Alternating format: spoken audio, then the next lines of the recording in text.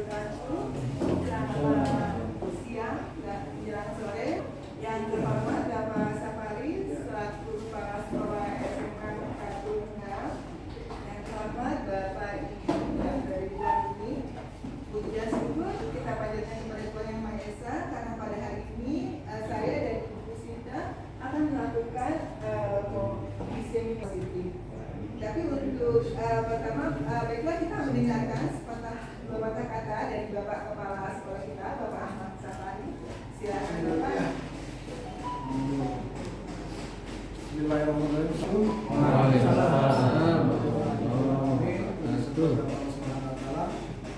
Hari ini kita masih diberikan kesehat ya.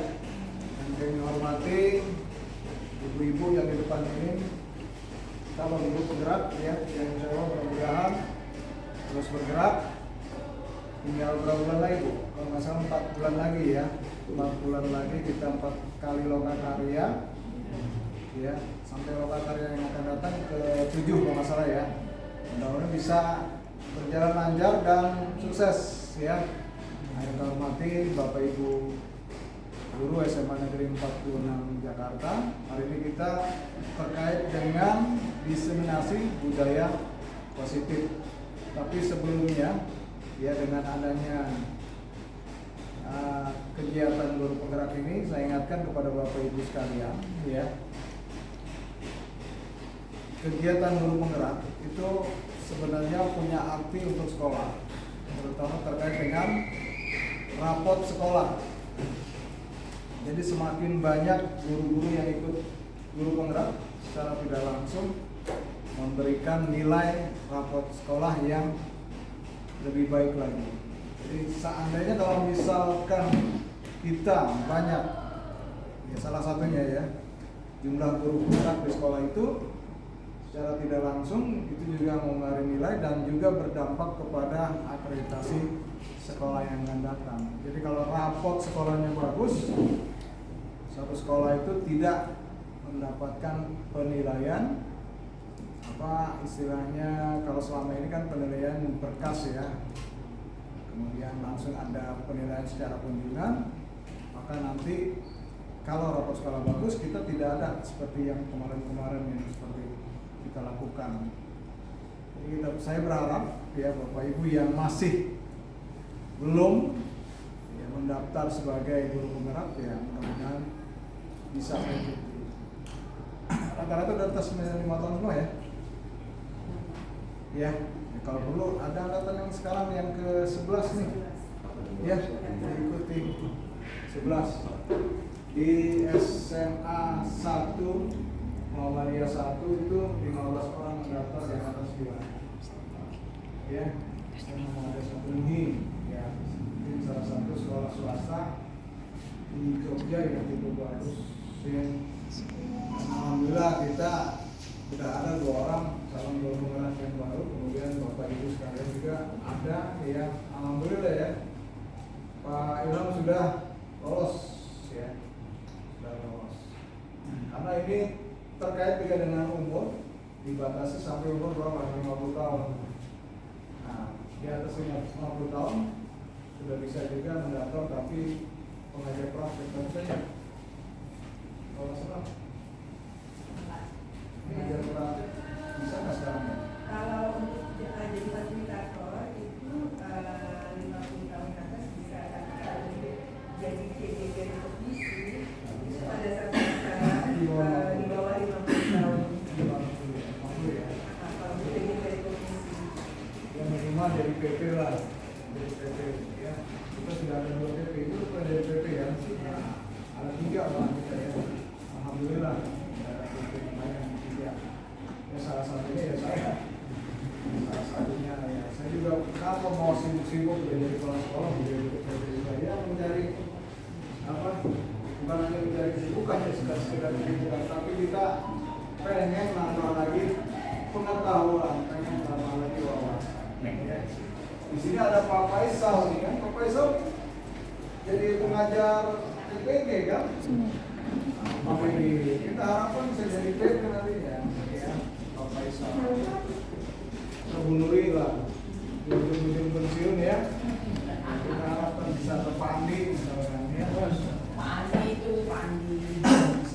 Udah tua Pak. Iya. Kalau ilmu itu kan nggak harus kita berkeluar, terus kita berjalan mencari ilmu ya. Itu yang kita harapkan. Di sini terkait dengan diseminasi budaya positif, berarti selama ini sudah ada budaya positif yang sudah berjalan, tetapi perlu juga ada perbaikan. Ya, selama ini yang budaya positif belum bisa berjalan, perlu ya diadakan ya. Jadi Ibu nanti akan menjelaskan apa itu budaya-budaya positif ya. Termasuk kalau di kelas perubahan, malah mengajar di kelas saja sudah termasuk budaya positif ya.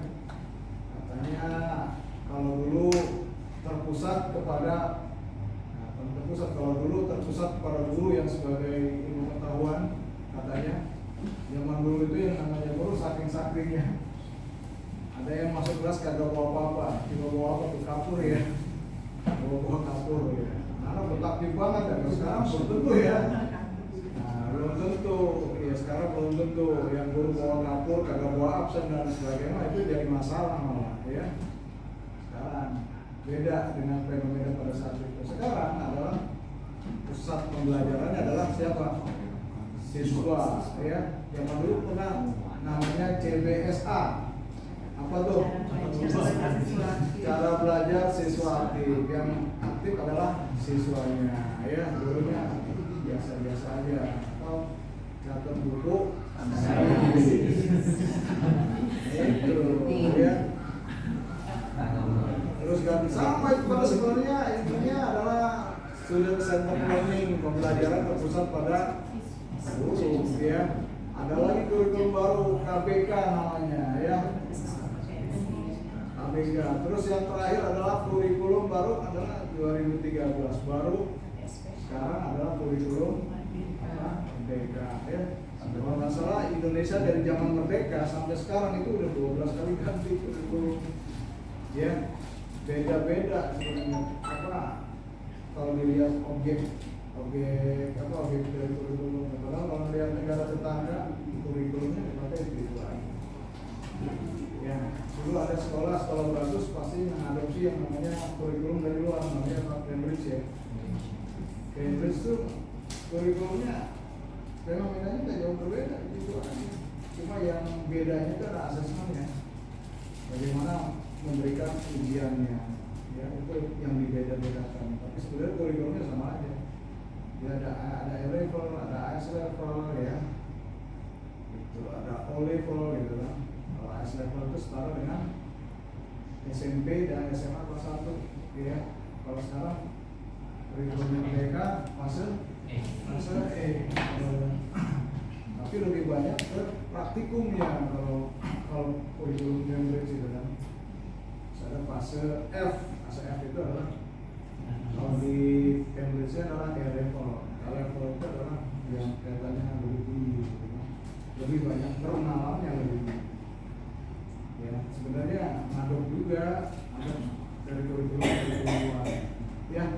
Yang membedakan adalah ya kita dikembalikan lagi kurikulum sekarang ya, diingatkan lagi, oh Indonesia itu kurikulum punya filosofinya siapa? Diajar luar tanah ya, ada kodrat alam, ada kodrat zaman ya. Siswa itu punya kodrat alam, ada kodrat zaman. Kodrat alam itu yang namanya manusia dilahirkan begitu-begitu aja.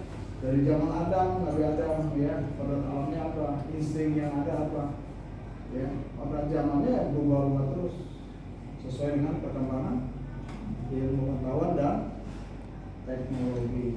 Makanya zaman sekarang begitu bayi lahir udah kenal wifi, orang tuanya ngasih internet, kasih mainan segala macam ya. Itu adalah kodrat zamannya. Makanya disebut dengan generasi native digital katanya. Jadi buminya digital ya, anak-anak yang begitu lahir sekarang udah kenal. Cuma kita sekarang nggak ada ya.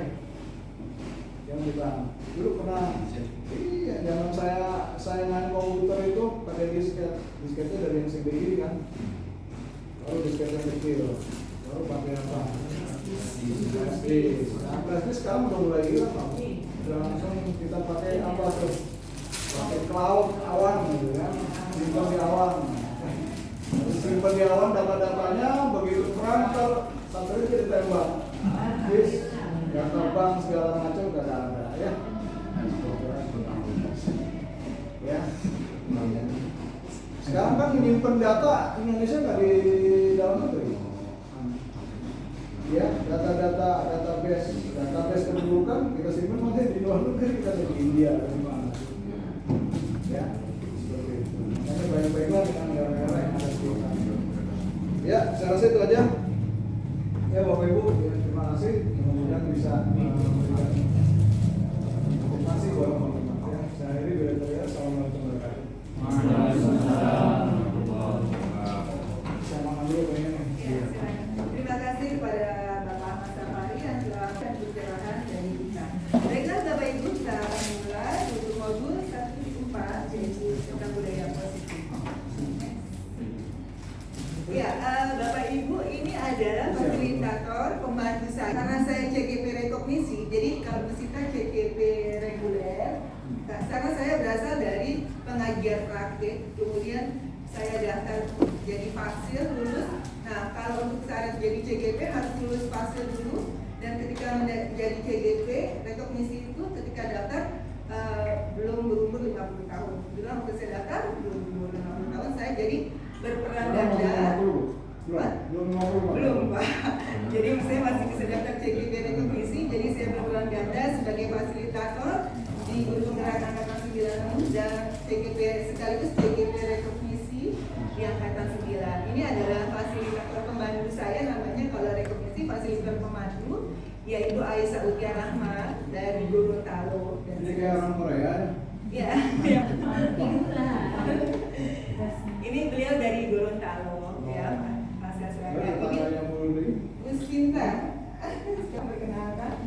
Kalau saya adalah calon guru penggerak Angkatan 9, di mana fasilitator saya adalah Pak Basrodin Fadel, beliau dari Yogyakarta, dan PP pengajar praktik saya, maaf saya lupa namanya, Pak Johari dari SMA 32 Jakarta. Iya Pak. Ya, baik Bapak Ibu, kita lanjut ke budaya positif. Jadi kalau saya lihat di 46 ini memang sudah ada budaya positif. Nah, apa yang dimaksud dengan budaya positif? Yaitu nilai kebiasaan seperti misalnya salam di depan ya, 5S itu sudah ada. Di sekolah yang berpihak pada murid agar mereka dapat berkembang menjadi pribadi yang kritis, penuh hormat dan bertanggung jawab sesuai dengan profil pelajar Pancasila. Selanjutnya, konsep dalam budaya positif yaitu di sini yang pertama adalah disiplin positif dan nilai-nilai kebajikan. Nanti akan diuraikan tentang nilai-nilai kebajikan. Lalu kita juga akan mempelajari secara jelas dari motivasi, hukuman dan penghargaan, restitusi, lalu keyakinan kelas, kemudian ada kebutuhan dasar manusia, lalu restitusi 5 posisi kontrol guru, kemudian restitusi yaitu segitiga restitusi. Nah, selanjutnya di sini ya, perubahan paradigma belajar kaitannya dengan disiplin positif dan nilai-nilai kebajikan. Dalam membangun budaya positif, sekolah itu dapat menyediakan lingkungan yang positif bagi siswa, kemudian aman serta nyaman. Dengan lingkungan yang seperti ini, anak diajak dapat berpikir, ya, bertindak, sehingga tercipta siswa yang merdeka, mandiri serta bertanggung jawab. Kemudian disiplin ini sangat berkaitan dengan kontrol guru terhadap siswa. Nah, Bapak Ibu, sekarang kita mungkin akan mencoba melakukan sedikit permainan. Jadi Bapak Ibu yang sebelahnya ada yang jadi A, ada yang jadi B di sini ya. Nah, Bapak Ibu membayangkan yang A dulu ya, yang A boleh bagiannya Pak Ilham, Pak Ezra, Pak Hari, Pak Andi, Bu Husnur. Nah, kemudian yang A boleh menggenggam, dianggap Bapak Ibu menggenggam sesuatu yang berharga, sangat berharga. Misalnya berlian, ya misalnya atau apa, dianggap Bapak Ibu memegang sesuatu yang sangat berharga. Nah, ya. Kemudian Bapak Ibu harus menjaga apa yang Bapak Ibu itu anggap berharga terhadap teman Bapak Ibu. Nah, yang B ini berusaha bagaimana entah dengan merayu, entah dengan tujuan, sehingga yang A ini mau membuka, ya, memberikan apa yang digenggam itu terhadap pihak yang B. Bisa dilakukan, bisa dipahami Bapak Ibu? Bisa, Bu. Ya, oke. Kita coba, waktunya hanya 5 detik ya. Silakan Bapak Ibu menggenggam. Nah, iya Pak Ibu menggenggam. Bu Nuri nanti yang entah memperhati, entah memarahi, entah mengintimidasi, sehingga dia mau membuka dan memberikan kebayang-kebayang. Ya, baik, kita mulai Bapak Ibu. Kita mulai hitungan 3. 1, 2, 3. Ya, silakan. Oh, ya, ayo. Mau dipertahankan atau boleh dibuka? Dibuka begitu Pak Andi. Jadi Pak Faisal menuju supaya Pak Andi mau memberikan benda yang berharga di kepalan tangan Pak Andi. Iya. Entah mau dipaksa atau dirayu atau dimarahi. Nah, terserah Bapak Ibu. Oke, sudah Bapak Ibu. Iya. Sekarang gantian, yang tadinya yang A yang mengepal, sekarang yang B yang mengepal. Yang A yang bisa merayu, target, atau bagaimana caranya sehingga pihak B mau memberikan benda berharga di kepala tangan tersebut. Saya bilang 3 ya, kita mulai. 1, 2, 3. Silakan Bapak Ibu. Dirayu atau dihari atau diintimidasi atau bagaimana supaya mau membuka.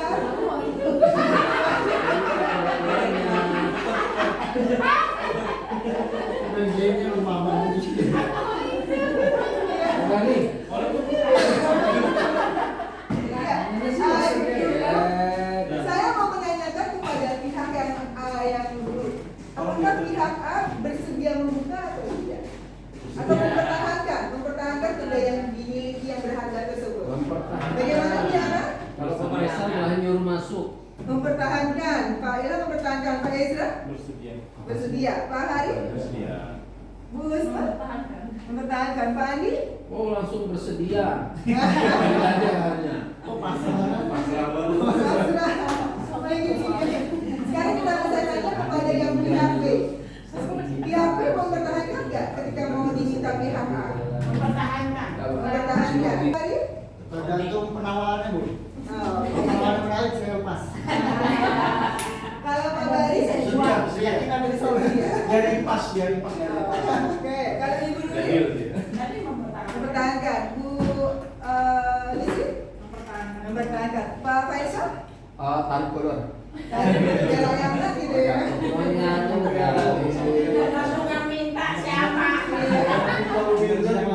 Iya. Orang diminta juga udah dibuka Pak. Ya. Kira-kira Bapak Ibu ada punya pengalaman apa dari ini mengepal dan meminta itu? Kira-kira ada tidak yang mau diseringkan? Nggak ada. Ada yang mau diseringkan? Ya. Segala Silakan. sesuatu bisa dibeli dengan uang. Oh gitu. Bahaya. Siapa? Siapa Fajar ya Pak? Bapak aja nggak datang ya tadi ya. Ya. Bapak Ibu. Ya, Bapak Ibu sebenarnya ini kan kita yang mengontrol sendiri ya kan. Posisi kontrol kita kepada siswa itu sebenarnya kita. Apakah kita mau mengontrol siswa kita atau tidak? Dan kembali lagi ke kita mau dikontrol atau tidak sih? Seperti itu. Jadi katanya dengan posisi kontrol kita yang budaya positif seperti itu. Ya, silakan Bu Sandra. Nah, sekarang dari yang tadi itu, maka kita kadang-kadang mempunyai paradigma ya, menurut teori kontrol dari William Glasser. Yang pertama, ilusi guru mengontrol murid. Kita merasa, saya bisa nih mengontrol murid. Itu dalam pandangan kita. Kemudian yang kedua, ilusi bahwa kritik dan membuat orang rasa bersalah dapat menguatkan karakter. Jadi kita mengatakan, kamu baiknya pakai baju ini, gitu kan? Karena kamu tambah cantik atau tambah ganteng. Nah, mungkin itu dipikirkan bahwa dia dapat menguatkan karakter dia. Oh iya, saya kalau pakai baju ini, sih jadi cantik, modis dan sebagainya. Lalu ada ilusi bahwa semua penguatan positif efektif dan bermanfaat. ketika kita memberikan sesuatu yang positif kepada siswa kita, maka kita berpikir bahwa itu sangat efektif dan bermanfaat bagi siswa kita. Kemudian yang keempat, ilusi bahwa orang dewasa memiliki hak untuk memaksa. Kadang-kadang guru, maksud saya juga ya, misalnya gitu, secara tidak langsung, secara halus mungkin ya, memaksa murid untuk mengikuti kita. Seperti itu ya. Jadi orang dewasa memiliki hak untuk memaksa orang tua. Kamu kan anak saya, kamu nggak boleh kayak gitu. Nah itu kita sebagai orang dewasa kita merasa memiliki hak. Kita lanjut lagi. Selanjutnya kita lihat di sini antara stimulus respon, ya ini teori Biafra ya kalau nggak salah. Kemudian teori kontrol. Kita lihat perbedaannya. Kalau stimulus respon itu kita melihat realitas. Kita merasa oh kebutuhan kita itu sama. Ya, tapi kalau lihat teori kontrol, ternyata kebutuhan kita berbeda, tidak sama. Setiap orang punya kebutuhan yang berbeda. Kemudian kalau dilihat stimulus respon, ini memandang bahwa semua orang itu melihat hal yang sama. Kalau saya misalnya melihat, wih Pak Kaswari keren loh. Nah, mungkin orang lain ya, kalau sama juga keren saya. Mas Kaswari. Keren, anak tiga. Kan jangan nyebutnya anak tiga, luar biasa keren ya. Terasa ya kecil-kecil hebat. Sekali juga keren Pak. Guru melihat oh ternyata memang keren gitu kan. Bisa balik kecil-kecil lagi keren gitu kan. Nah, tapi kalau di teori kontrol setiap orang memiliki gambaran yang berbeda. Saya nggak bisa loh ngefans saya misalnya mengatakan Pak Kaswari keren, mungkin orang lain juga bisa mengatakan yang berbeda.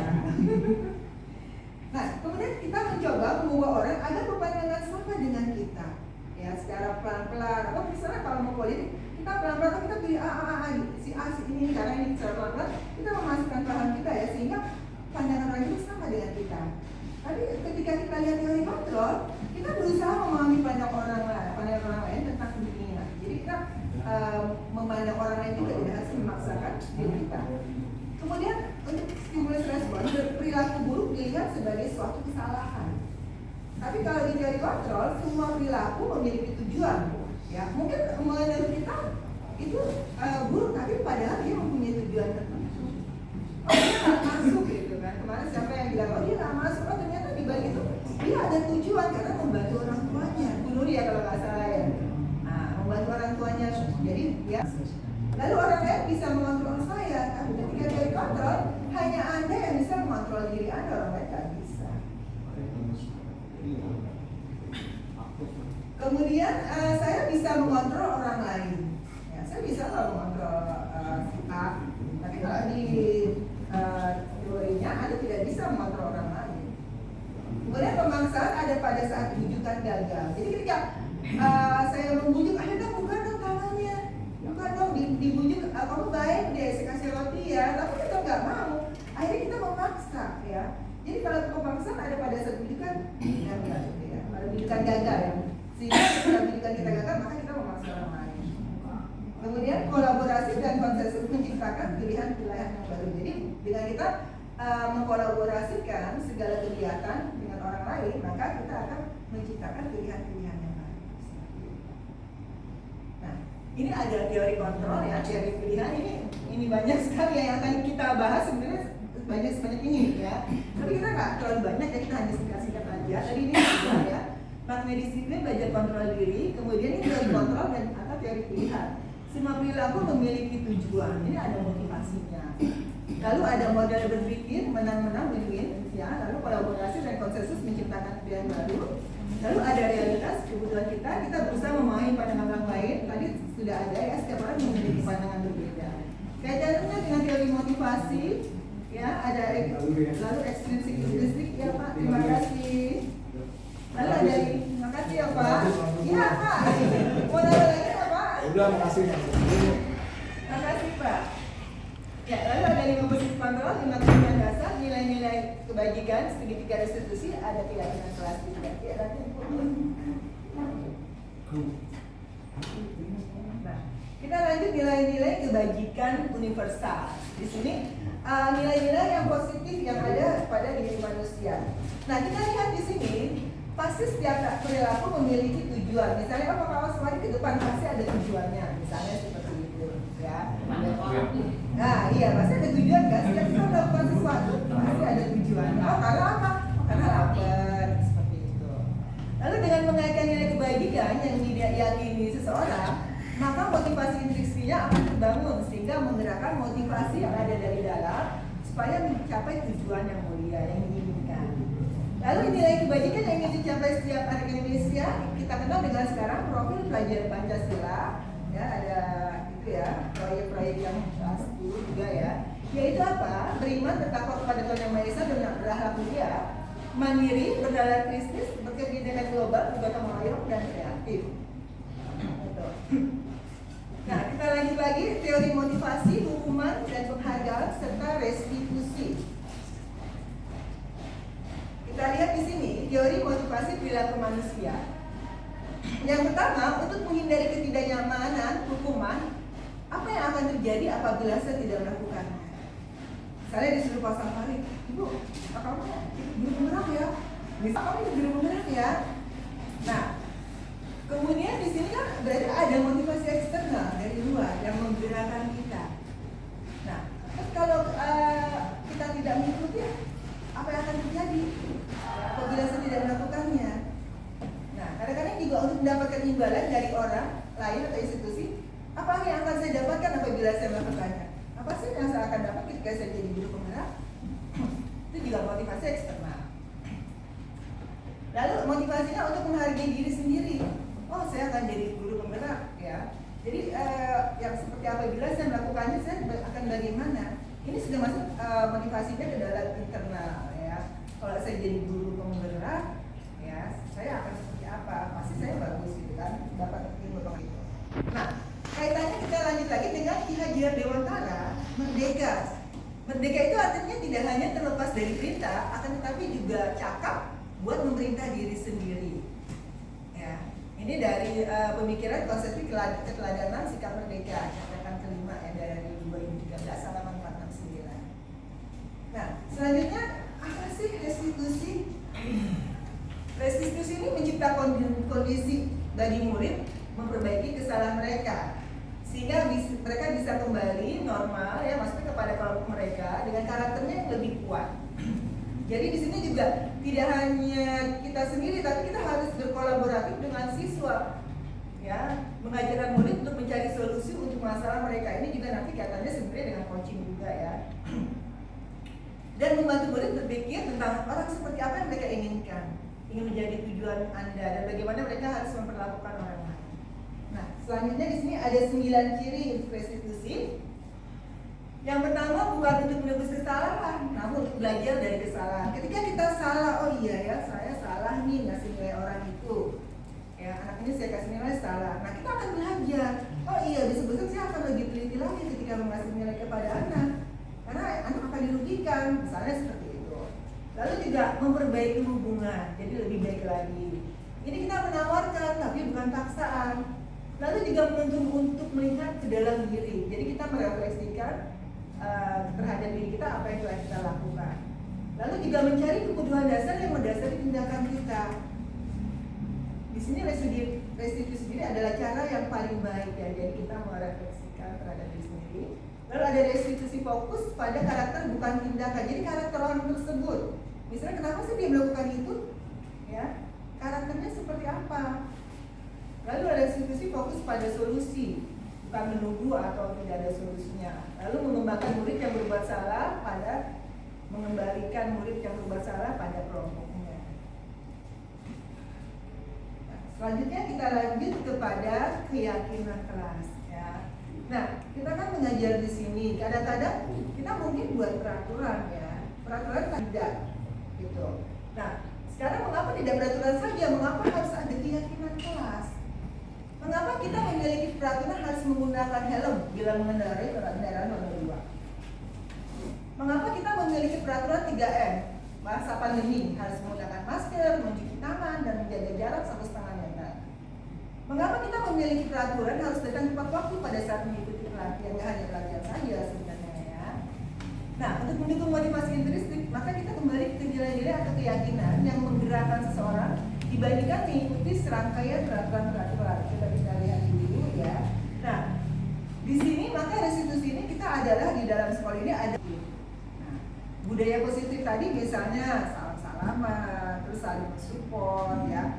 Lalu kita membuat lingkungan yang positif ya. Lingkungan positif dan misalnya di sini tidak saling membuli, yang menjelekkan dan sebagainya. Nah, untuk itu maka kita harus punya keyakinan kelas. Keyakinan kelas lalu di paling bawahnya ada peraturan kelas. Nah, untuk penjelasannya nanti akan kita jelaskan, akan saya jelaskan. Nah, sekarang kesepakatan kelas, yang mana yang merupakan keyakinan kelas mengapa? Nah, kita lihat di sini.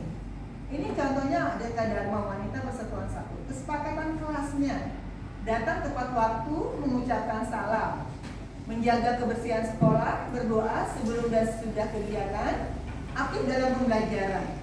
Kemudian kami guru dan murid yang saling menyayangi, karena tidak hanya anak saja, tapi kita pun juga sebagai pelaku ya, jadi saling berkolaborasi. Lalu kami murid yang semangat belajar, kami murid yang peduli. Ini kesepakatan kelasnya. Nanti kita lihat lagi tentang selanjutnya. Nah, kita lihat ada peraturan, ada keyakinan kelas. Beda di sini. Selalu kembalikan buku ke tempatnya. Itu peraturannya. Tapi keyakinan kelasnya itu masuk ke dalam apa? Kalau kita mengembalikan buku, itu masuk ke dalam tanggung jawab kita. Ya, jadi keyakinan kelasnya adalah tanggung jawab. Dilarang mengganggu orang lain. Itu peraturannya. Keyakinan kelasnya apa? Kalau mengganggu berarti kita harus menghormati orang lain. Kemudian hadir di sekolah 15 menit sebelum pembelajaran dimulai. Kita menghormati orang lain ya, karena kita mau belajar dan kita berkomitmen, punya komitmen. Dilarang melakukan kekerasan. Keyakinan kelasnya apa? Ya untuk keselamatan dan juga menghormati orang lain. Lalu dilarang menggunakan narkoba. Keyakinan kelasnya apa ya? Karena itu katanya dengan kesehatan. Bergantian atau menunggu giliran, jadi antri, menghormati orang lain dan juga bersabar. Keyakinan kelasnya jadi beda. Lalu gunakan masker, kesehatan, keselamatan. Jangan berlari di kelas atau koridor, itu kaitannya dengan keamanan dan tanggung jawab ya. Ya, lanjut lagi. Nah, sekarang kita lihat tindakan guru. Misalnya kita melihat guru lalu menyuruh anak ya, mencatat 100 kali dalam buku kalimat, dalam buku dengan kalimat, saya tidak akan terlambat lagi karena terlambat ke sekolah, atau saya tidak akan terlambat lagi datang ke sekolah. Nah, ini sebenarnya hukuman atau konsekuensi. Ini berarti kan kita sudah menghukum, ya kan, bukan konsekuensi. Lalu lari mengelilingi lapangan basket 2 kali karena terlambat hadir di sekolah. Ini merupakan hukuman. Sebenarnya ada nggak sih korelasinya? Ya, maksudnya lari mengelilingi lapangan basket dengan terlambat hadir. Kan sebenarnya nggak ada ya korelasinya dengan lari gitu kan, ini berarti hukuman. Murid diminta untuk push up 15 kali karena tidak menggunakan masker sekolah, ini hukuman. Nah, kita lihat konsekuensi, menggantikan kertas tugas teman yang telah dicoret-coret. Ketika kita mencoret-coret kertas kerja orang lain, ya, maka kita di sini konsekuensinya kita harus ganti, ya kan? Karena kita telah berbuat coret-coret ya, ada konsekuensi. Tapi beda dengan hukuman yang tadi. Kemudian membersihkan tumpahan air di meja tulis karena tersenggol pada saat belajar.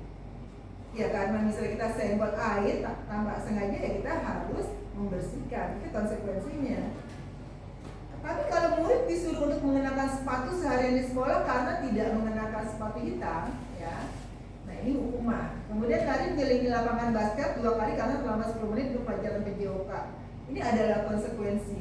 Kenapa ketika lari mengelilingi lapangan basket terlambat di sekolah dan terlambat 10 menit lari mengelilingi lapangan basket untuk pelajaran PJOK itu konsekuensi. Kira-kira Bapak Ibu ada yang ada tidak yang bisa membedakan mengapa yang nomor 2 ini hukuman, mengapa yang ini masuk ke dalam konsekuensi? PJOK olahraga. Iya. Lari itu olahraga. Iya. Jadi ini kaitannya dengan pelajaran olahraga ya. Tapi ketika ini dalam di sekolah nggak ada ya. Jadi beda. Konsekuensinya kalau selama 10 menit pelajaran olahraga ya iya lari di lapangan basket 2 kali. Mungkin teman-temannya ketika dia telat 10 menit sudah melakukan hal itu, sudah lari. Ya, jadi konsekuensinya kamu ikutin lari aja. Sama juga ketika kita misalnya kalau dulu di sekolah saya kasih hukuman nyanyi karena terlambat.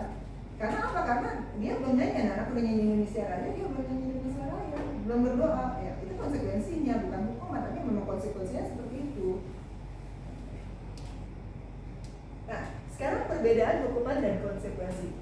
Kalau hukuman itu sesuatu yang menyakitkan harus terjadi, sakit kan ya, kita disuruh lari, kita disuruh bersihin WC atau apa gitu kan. Tapi konsekuensi sesuatu harus terjadi, gitu.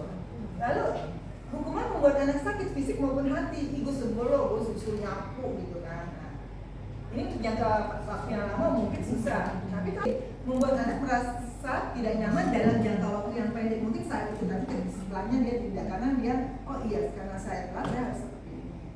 Anak membenci kedisiplinan, anak menghargai, beda benci dengan menghargai. Lalu ini paksaan, kalau hukuman itu memang harus dipaksa melakukan itu. Tapi kalau konsekuensi ada stimulus, ya stimulus ada tangkapannya, stimulus respon. Lalu kalau hukuman ini mendorong anak menyakiti diri sendiri, tapi kalau konsekuensi agar anak mudah menyesuaikan diri. Kalau hukuman konsep dirinya yang buruk, kalau konsekuensi jadi yang baik. Kalau hukuman belajar menyembunyikan kesalahan, tapi kalau konsekuensi mematuhi peraturan. Kemudian kalau hukuman kadang-kadang siswa jadi merasa marah, ya, oh dipermalukan, merasa tak dihargai. Tapi ketika konsekuensi, anak bisa kehilangan hak, dibuat tidak nyaman, dihasilkan untuk sementara, tapi tidak untuk jangka panjang.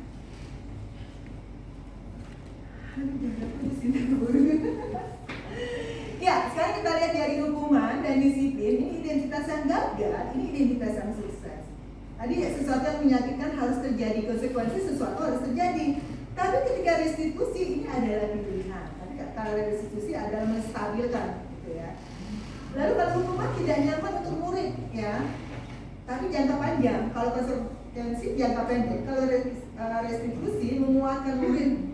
Karena di sini biasanya ada coaching, ya. Lalu kalau hukuman, korban tidak mendapatkan keadilan, korban bisa diabaikan, restitusi korban mendapatkan ganti. Kalau hukuman, anak akan tersakiti, ya, atau mungkin dipermalukan karena dimarah-marahin di teman-temannya. Tapi kalau konsekuensi mungkin anak dibuat tidak nyaman. Tapi kalau restitusi dibuat penguatan, beda. Lalu kalau hukuman, jadi orang berperilaku pasif, lalu agresifnya meningkat. Tapi kalau konsekuensi ini hanya dalam jangka waktu pendek, tapi kalau restitusi masalah terpecahkan. Karena kita menanya anak, kenapa kamu terlambat? Ya, apa yang harus dilakukan nanti kepada coaching, ya, kalau untuk restitusi. Lalu kalau hukuman sistem tidak akan berjalan bila murid tidak takut. Ya iya, kita udah punya segini, tapi murid tidak takut. Nah, kalau konsekuensi itu memerlukan monitoring, harus dimonitor, disupervisi terus menerus dari guru. Kalau restitusi, murid belajar bertanggung jawab untuk perilakunya. Kemudian kalau hukuman berlaku pada sebuah institusi, tidak berlanjut pada kehidupan nyata. Kalau di sekolah ya kan harus begini, tapi ketika di masyarakat mungkin berbeda. Konsekuensi membantu penerapan untuk peraturan dalam masyarakat. Kalau restitusi fokusnya pada pemecahan jangka panjang.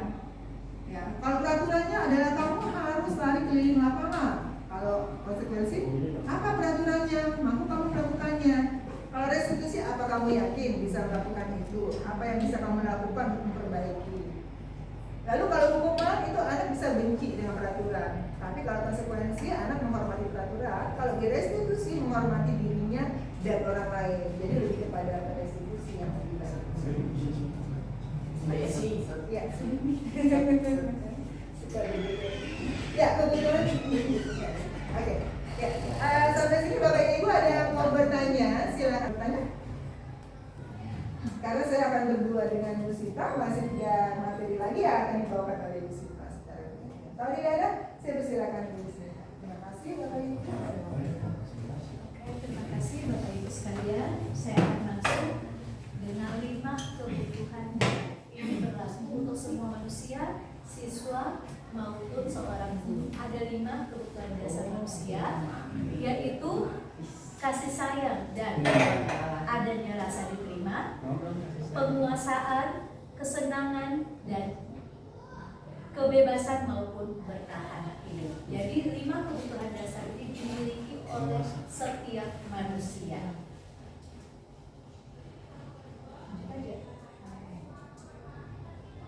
Dalam 5 kebutuhan dasar manusia tersebut pasti akan terdapat 5 posisi kontrol, Bapak Ibu sekalian. Di mana 5 posisi kontrol? Di sini ada 5 posisi dalam bentuk penghukum, pembuat orang merasa bersalah, sebagai teman, sebagai pemantau, dan sebagai manajer. Kita sebagai seorang pendidik, alangkah baiknya bertindak sebagai manajer. Contohnya, guru berbuat. Untuk bertindak kontrak sebagai penghukum, pasti guru tersebut akan menghardik seorang peserta didik yang apabila melakukan suatu kesalahan menyakiti maupun menyindir. Menyindir bisa dengan cara ucapan dan membuat orang merasa bersalah. Artinya guru tersebut akan berceramah terus menerus kepada seorang murid tersebut yang melakukan kesalahan sampai, aduh, saya itu bagaimana ya, kesalahan saya sudah sangat besar kepada guru. Itu sebenarnya tidak baik untuk kita lakukan, karena di sini akan merasakan identitas gagal apabila kita melakukan seperti itu sebagai seorang pendidik. Dan untuk identitas keberhasilannya bisa kita melakukan sebagai teman. Guru berkolaborasi dengan seorang siswa dijadikan sebagai teman, yaitu menanyakan alasan-alasan apa saja yang terjadi jika murid tersebut dalam keadaan terlambat masuk ke sekolah. Misalkan dia datang, jangan langsung dimarahi. Kamu kenapa terlambat kan? Bangun kesiangan ya? Sudah terlambat, sepatumu coklat pula, tidak sesuai dengan aturan. Itu artinya menghukum Bapak Ibu sekalian. Berarti tidak seperti itu. Kita harus bertanya secara perlahan-lahan. Kenapa kamu datang terlambat, nak? Alasannya apa? Selesaikan masalahnya dengan cara agar tidak terbayang ke anak bagaimana menyakitkan hati seorang anak tersebut. Yaitu kita bisa menjadi pemantau dengan cara mengukur atau menghitung, dan bisa sekaligus kita membuat suatu manajer. Manajer itu menyelesaikan suatu masalah yang terjadi agar dapat menghasilkan budaya yang positif. Contoh lainnya saya ambil sebagai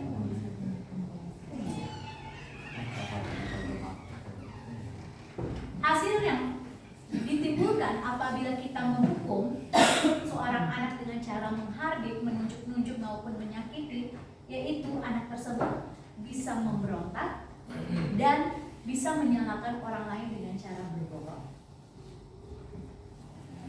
Untuk rasa bersalah, dia bisa menyembunyikan maupun menyangkal semua kebohongan yang dia lakukan. Untuk sebagai teman, adanya rasa ketergantungan. Ketergantungan maksudnya karena saya sudah diperhatikan oleh guru tersebut, saya akan bergantung terus.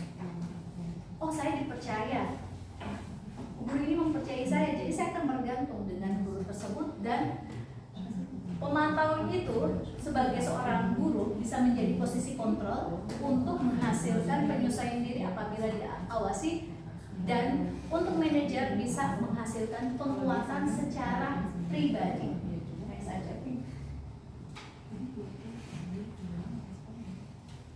Ada beberapa pertanyaan dari 5 posisi kontrol.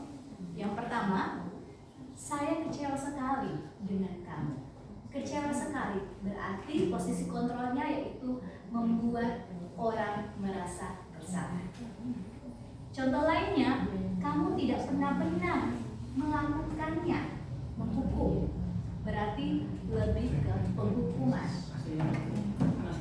Ayolah, lakukan demi ibu, nak, berarti menganggap bahwa ayolah lakukan demi ibu, nak, karena nanti ibu akan dimarahin sama kepala sekolah. Saya menganggap murid itu sebagai seorang teman. Apakah kamu mendapatkan stiker bintang hari ini? Memantau posisi kontrolnya.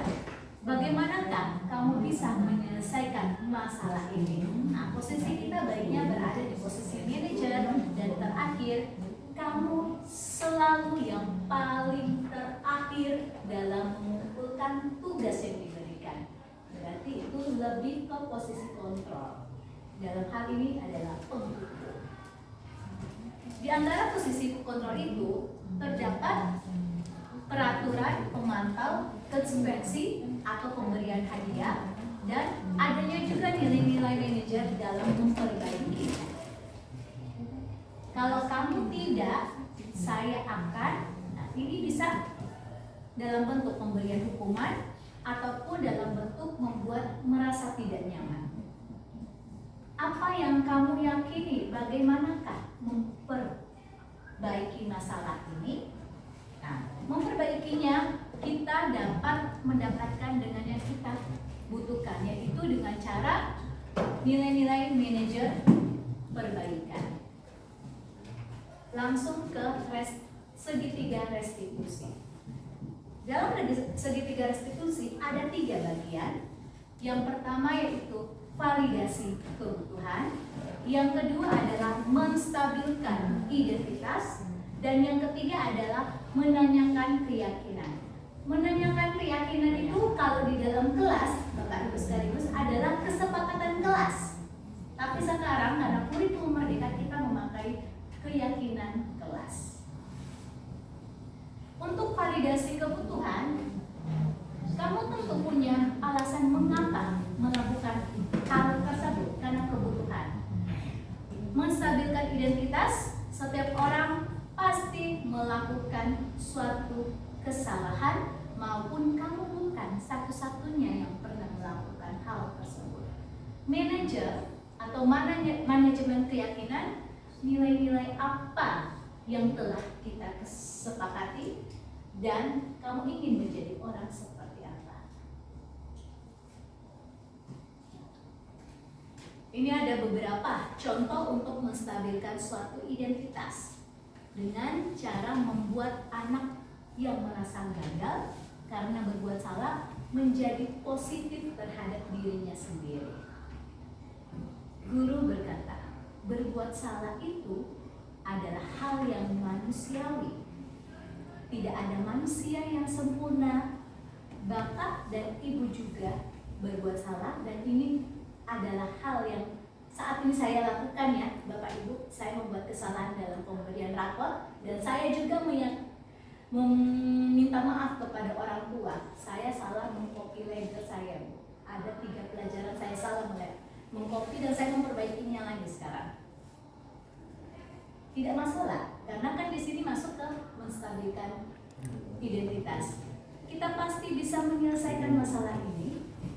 Menyelesaikannya bagaimana? Saya mengganti lagi, memperbaiki lagi, dan saya membuat PDF rapor yang baru. Nanti akan saya kirimkan ke orang tua murid lewat WA group kelas. Itu saat ini lagi terjadi pada diri saya ya. Bapak dan Ibu tidak tertarik untuk mencari tahu siapa yang benar, siapa yang salah. Bapak dan Ibu lebih tertarik untuk menyelesaikan masalah. Kalau kamu menyalahkan dirimu sendiri terus-menerus, apa kamu bisa bersikap baik terhadap dirimu sendiri? Itu tidak dapat menyelesaikan masalah. Berarti kita harus stabilkan dulu emosi identitas diri kita saat ini jika terjadi suatu permasalahan. Next. Kedua, validasi kebutuhan. Validasi kebutuhan itu membantu siswa mengenali basic need, kebutuhan yang ingin dipenuhi ketika melakukan kesalahan itu. Pada dasarnya, setiap tindakan manusia mempunyai tujuan, yaitu memenuhi basic need, yaitu apabila power, kekuatan, kebebasan, cinta, bertahan hidup, fun, kesenangan. Contohnya untuk validasi kebutuhan, kamu bisa saja kan melakukan hal yang lebih buruk, tapi kamu tidak melakukannya. Kamu pasti punya alasan mengapa melakukannya. Apa yang penting bagi kamu? Kamu boleh tetap berusaha menjaga sikap itu, tapi tambahkan sikap yang lain, yang baru. Maukah kamu belajar cara lain untuk mendapat yang kamu butuhkan tanpa harus mengukur? Jadi lebih ke restitusi ya. Dan apakah kamu bisa melakukan yang lebih baik lagi untuk besok hari? Terakhir, menanyakan keyakinan, kesepakatan yang telah disepakati bersama. Anak melihat kesalahannya dihubungkan dengan norma sosial dan nilai-nilai yang mendasari manusia berinteraksi dengan orang lain. Di mana contohnya, guru berkata, apa nilai yang kita percaya di kelas atau sekolah yang telah dibuat nilai-nilai universal apa saja yang telah kita sepakati. Kelas yang ideal itu seperti apa? Kamu ini menjadi anak seperti apa? Apa yang kamu rasakan ketika kamu melakukan itu? Kamu menjadi orang yang seperti apa keinginanmu? Oke, ini adalah intervensi dari seorang murid yang dapat kita kembalikan ke tujuan semula agar cukup singkat dan dengan cara non-konfrontatif. Ini ada beberapa contoh, Bapak Ibu sekalian, apa kamu ingin berbuat lebih baik? Apakah saat ini kamu sedang menjadi orang yang sedang kamu inginkan? Berarti lebih ke validasi identitas ya. Apakah kamu bisa mengubah kegiatan atau perilaku saat ini menjadi sikap yang lebih membantu? Apakah wajar membuat kesalahan? Wajar, setiap orang itu pasti memiliki kesalahan. Bisakah kita memperbaikinya? Bisa.